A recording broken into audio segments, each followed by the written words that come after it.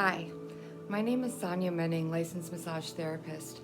I'm making these videos just to show some of my clients and anyone else who's interested in what I do for self-care. I know that right now is a time where a lot of massage therapist offices are closed, spas are closed, and I know that everybody out there has their aches and pains and sometimes chronic pain. So I wanted to show you some of the self-care techniques that are beneficial for in between your sessions or while you're not able to get a massage. You can definitely do some self-massage. Let's start with a little bear hug. We're gonna do a bear hug on ourselves because we love ourselves. All right, so you wrap your hands around you like this. I want you to start with squeezing your arms all the way down. Come back up. Squeeze your muscles. Pull down.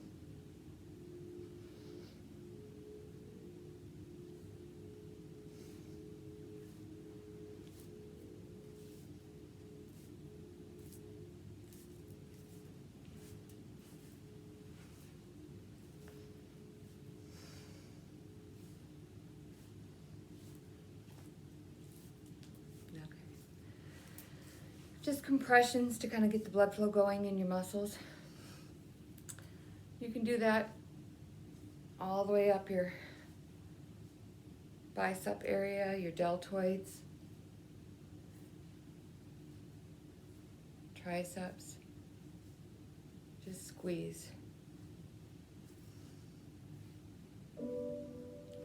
Now if you're doing this and you can kind of rotate a little bit, feel that muscle, feel those brachial muscles. You can kind of do, it's almost a pin and stretch when you're doing that.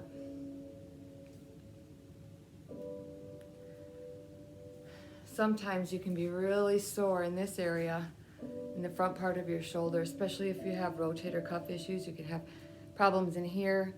If you have arthritis, you might feel it deep in here.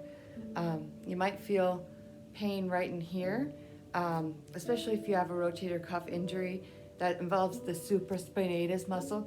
It's a muscle that attaches in here underneath. It passes under the acromion process, and it attaches onto the side here underneath your deltoid, and it runs underneath the trap, deep underneath the trap. That muscle is the most commonly injured rotator cuff muscle. So if you just kind of pin down in that acromion process area, that little V, and kind of just do a little bit of a rocking if you have that pain in here. Now sometimes your infraspinatus muscle, this muscle that lines the back of the shoulder blade, if you have issues with your supraspinatus muscle, you're gonna have issues with your infraspinatus muscle almost always. And that muscle is pretty tender too. Sometimes when you have little areas or trigger points in this muscle, they'll actually refer right out to this. You'll feel the pain right here. So don't forget about this muscle back here that I'll show you how to work yourself as well. But kind of just find some of those attachment points that might be sore and work on those. Pinch, pinch, pinch. Pinch and rotate. I have a lot of clients that have, they use their arms and wrists for a lot of different things, and they end up with elbow pain. A lot of times from just repetitive motions, and it's not really their elbow, it's the muscles that control their fingers. It's the muscles on their forearms that are tight. So you can start to kind of come through and find some of these muscles on your forearm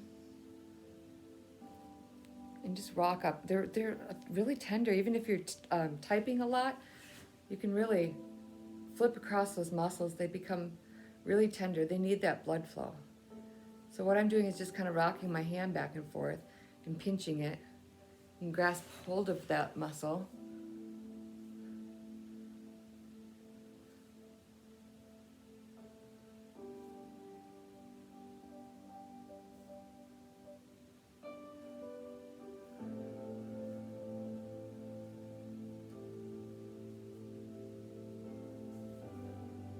Get into some of the flexor muscles. Flexion is when we curl inward. These can be really tight.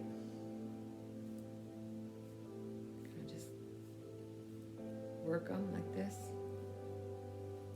Just explore your body and find these muscles. A lot of times we see like things poking out and we're like, oh, what's that? It's a tendon.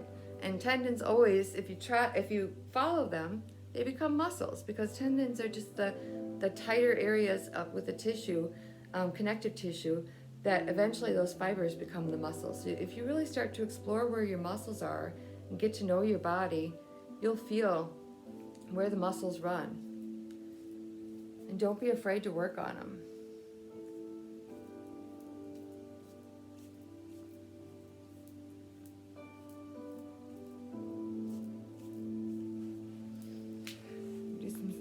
A little bit of stretching here. I like to take my arm, hold it across the back of my body like this if you're able to. Sometimes when you have shoulder issues and you're like on the verge of needing a rotator cuff surgery, you're not going to be able to lift up your arms. You're not going to be able to do much. You won't be able to do much swinging. So some of these things I understand that most like people who have injuries aren't going to be able to do. So I would recommend don't overdo it, and don't try to do things that your body's not comfortable with. With this one, I just like to pull my arm across my body like this and bend my neck down. Off to the side, down, off to the side, ear to the shoulder. While pulling, you see the muscles in my neck here popping out? When I come down, I get my levator scapula muscle. Everybody has problems with the levator scapular muscle, it seems. So my scapula, it's the upper corner of my scapula, is the levator scapula muscle. And you can kind of flip across it and it really hurts. Boom, boom. It really hurts. That muscle kind of comes through. It's responsible for elevating our shoulders. So if we're the type of people that are stressed out and elevating our shoulders, or shy and holding ourselves within, that muscle gets sore and tight. So if you can find that corner of your shoulder blade, flip up, feel it flip. It flips naturally because of the way it twists and the way it is attached.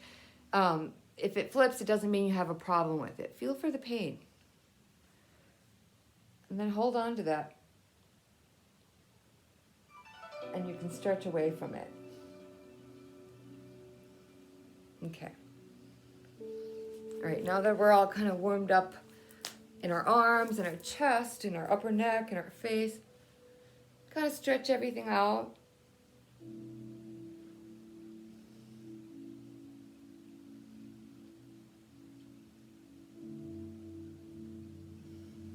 Okay, all right.